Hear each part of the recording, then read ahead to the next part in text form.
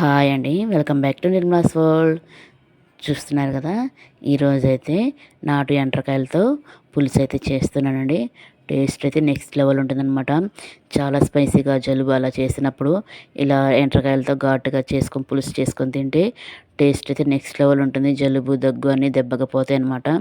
కానీ ఇవి ఎక్కువ తినకూడదండి. వాయువు అంటారు, కాళ్ళు నొప్పులు అలా వస్తాయి అన్నమాట. ఎప్పుడైనా తినాలనిపించినప్పుడు, కోరిక కలిగినప్పుడు ఇట్లా తెచ్చుకొని తినచ్చు అనమాట. ఎప్పుడైనా 2 నెలలకోసారి 3 నెలలకోసారి మాత్రమే తినచ్చండి. ఇవి నాటు ఎండ్రకాయలండి. ఇవి సముద్రానివి కాదనమాట, చెరువులోవి. మా చెల్లెలు వాళ్ళు పెడితే నాకు తెచ్చి ఇచ్చారనమాట. సో అవైతే పులుసు పెట్టాను. టేస్ట్ అయితే నెక్స్ట్ లెవెల్ ఉందండి. అసలు చెప్పనవసరం లేదు, అంత బాగుంటుంది. వేడి వేడి రైస్లో ఇట్లా వేసుకొని తింటుంటే అసలు టేస్ట్ అయితే చాలా అంటే చాలా బాగుంటుందండి. దీంట్లో మసాలా వేస్తాము. ఆ మసాలా పౌడర్ ఘాటుకి అయితే టేస్ట్ అయితే నెక్స్ట్ లెవెల్ ఉంటుంది. ఇప్పుడు ప్రాసెస్ అయితే చూసేద్దాము. ముందుగా ఇందుకోసం అయితే ప్యాన్ పెట్టుకొని, ప్యాన్ కొంచెం హీట్ అవ్వాలండి. ఇలా ప్యాన్ కొంచెం హీట్ అయిన తర్వాత ఇందులోకి మసాలా అయితే ప్రిపేర్ చేసుకుందాం. ఇక్కడైతే మసాలా కోసం నేను ఇక్కడ 2 టేబుల్ స్పూన్ వరకు ధనియాలు, అలాగే మిరియాలు వచ్చి ఒక 10 వరకు మిరియాలు తీసుకున్నాను. అలాగే ఒక 1 టేబుల్ స్పూన్ జీలకర్ర. ఈ 3 బాగా డ్రై రోస్ట్ లాగా ఫ్రై చేసుకోవాలన్నమాట. బాగా ఫ్రై చేసుకోవాలండి వీటిని. దీంట్లో మిరియాలే ఎక్కువ ఉండాలండి, ఎందుకంటే ఘాటుగా ఉంటేనే కూర బాగుంటుందన్నమాట. ఈ పులుసు బాగుంటుంది. చూసారు కదా, ఇలా కొంచెం వేగిన తర్వాత ఇందులోకి వెల్లుల్లి రెబ్బలు ఒక 6 నుంచి 7 వరకు వెల్లుల్లి రెబ్బలు అయితే వేసుకోవాలి. వెల్లుల్లి రెబ్బలు ఎక్కువ వేసుకున్నా బాగుంటుందండి. టేస్ట్, స్మెల్, ఆ నీసు వాసన అనేది రాకుండా, ఎక్కువగా వీటిల్లో నీచు వాసన ఎక్కువ వస్తుంటుంది. సో అలా నీచు వాసన ఏమి రాకుండా ఉండాలంటే వెల్లుల్లి రెబ్బలు ఇంకొంచెం ఎక్కువ వేసుకున్నా పర్వాలేదండి. ఇలా వెల్లుల్లి రెబ్బలు కూడా వేసిన తర్వాత ఇలా మొత్తం ఫ్రై చేసుకుని వీటిని అయితే ఒక గిన్నెలోకి తీసేసుకోవాలండి. ఇది దీనంతా పూర్తిగా చల్లారిన తర్వాత పౌడర్ చేసుకోవాలి.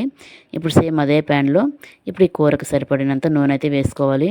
నాన్ వెజ్ ఐటెం కదా, నూనె కొంచెం ఎక్కువే పడుతుంది. ఇక్కడ నేను 4 నుంచి 5 టేబుల్ స్పూన్ల వరకు అయితే నూనె వేసుకున్నాను అనమాట. నూనె కొంచెం హీట్ అయిన తర్వాత ఇందులోకి ఆవాలు, జీలకర్ర వేసుకోవాలండి పోపుగా. ఇంకేం అవసరం లేదు.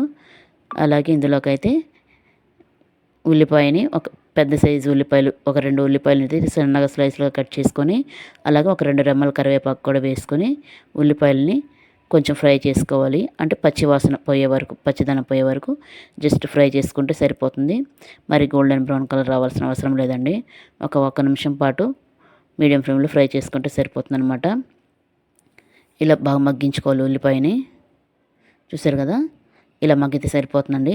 ఇప్పుడు ఇందులోకి ఒక 2 చిన్న మీడియం సైజ్ టమోటాలను వేసుకోవాలి. ఇలా ముక్కలుగా కట్ చేసుకొని వేసుకోవాలండి.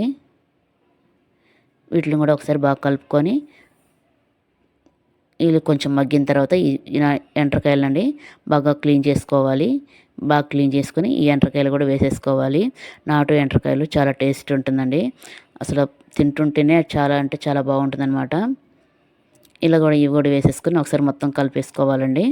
ఇలా మొత్తం కలుపుకున్న తర్వాత ఇందులోకి ఒక 1.5 టేబుల్ స్పూన్ వరకు అయితే పసుపు పడుతుంది. అంటే నాన్ వెజ్ కదా, పసుపు కొంచెం ఎక్కువ వేసుకోండి. యాంటీబయాటిక్ కదా పసుపు, ఆరోగ్యానికి మంచిదన్నమాట. అలాగే రుచికి సరిపడ ఉప్పు కూడా ఇప్పుడే వేసేసుకోవాలండి. ఇలా వేసేసుకొని మొత్తం ఒకసారి కలుపుకోవాలి.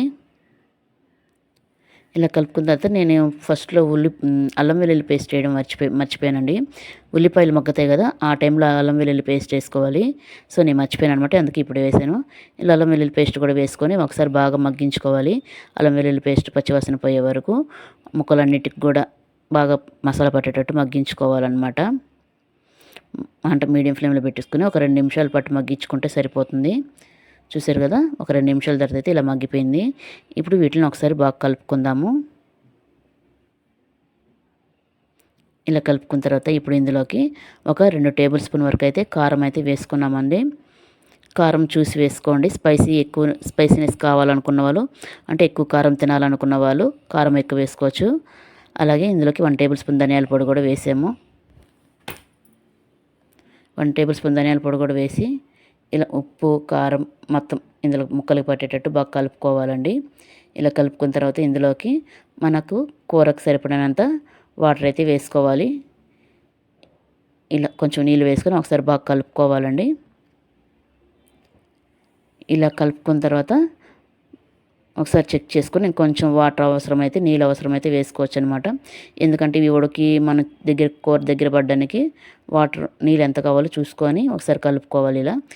ఇలా కలుపుకున్న తర్వాత మనకి నీళ్ళు ఇంకొంచెం అవసరమైతే పోసుకోవచ్చండి.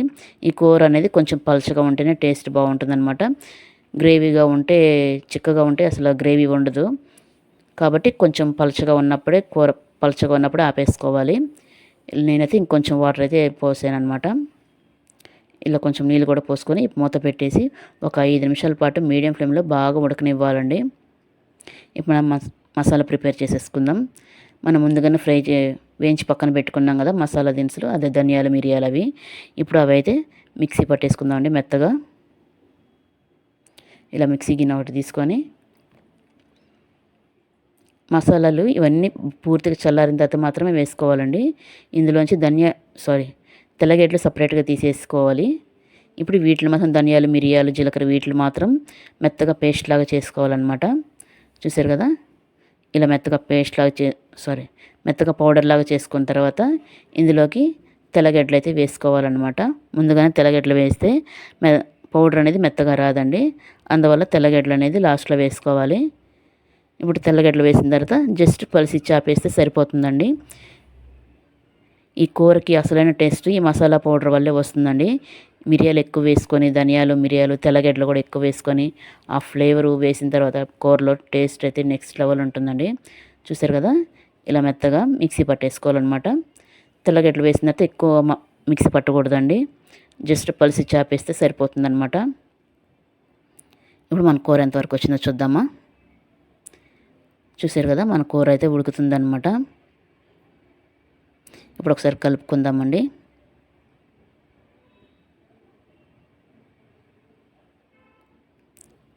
ఇలా ఒకసారి కలుపుకున్న తర్వాత మనం మిక్సీ పట్టుకున్నాం కదా మసాలా పౌడరు, ఆ మసాలా పౌడర్ని ఇందులో వేసేసుకుందామండి.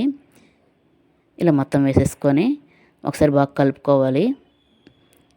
కూర మొత్తం మసాలా కలిసేటట్టుగా ఒకసారి కలుపుకోవాలండి. ఈ కూర మసాలా పౌడర్ వేసిన తర్వాత కూర అరోమా అయితే అసలు నెక్స్ట్ లెవెల్ ఉందండి. మీరు కూడా తప్పకుండా ఇదే ప్రాసెస్లో ట్రై చేసి చూడండి, మీకు కూడా చాలా బాగా నచ్చుతుంది.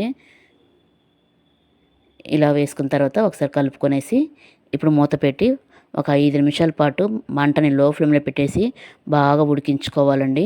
ఆ మసాలా అంతా ముక్కలకి పట్టి లోపల దాకా వెళ్ళి టేస్ట్ అయితే చాలా అంటే చాలా బాగుంటుందన్నమాట. ఇప్పుడు ఒక 5 నిమిషాల తర్వాత అయితే మనం చూద్దాము.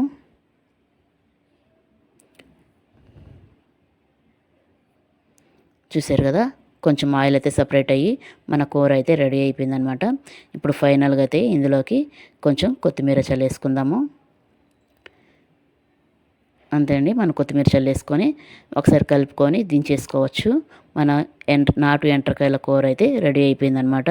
టేస్ట్ అయితే చాలా బాగుంటుంది. మీరు కూడా సేమ్ ఇదే ప్రాసెస్లో తప్పకుండా ట్రై చేసి చూడండి, మీకు కూడా చాలా బాగా కుదురుతుంది. ఇది మా అమ్మమ్మ కాలం నాటి మా అమ్మమ్మ అయితే ఇట్లాగే చేస్తుందండి. మిరియాలు ధనియాలు అవన్నీ బాగా వేసి తెల్లగడ్డలు వేసి ఇట్లా ఇంకా నీళ్ళుగా చేస్తుంది అనమాట. అంత బాగుంటుంది టేస్ట్ అయితే. మీరు కూడా తప్పకుండా ట్రై చేసి చూడండి, మీకు కూడా చాలా బాగా నచ్చుతుందని. కానీ ఇది ఎక్కువగా తీసుకోవద్దండి, కాళ్ళ నొప్పులు ఎక్కువగా వస్తాయి. ఒక ఏజ్ అయిపోయిన వాళ్ళకైతే కాళ్ళ నొప్పులు ఎక్కువ వస్తాయి అనమాట. సో చూసి తీసుకోండి. బాయ్.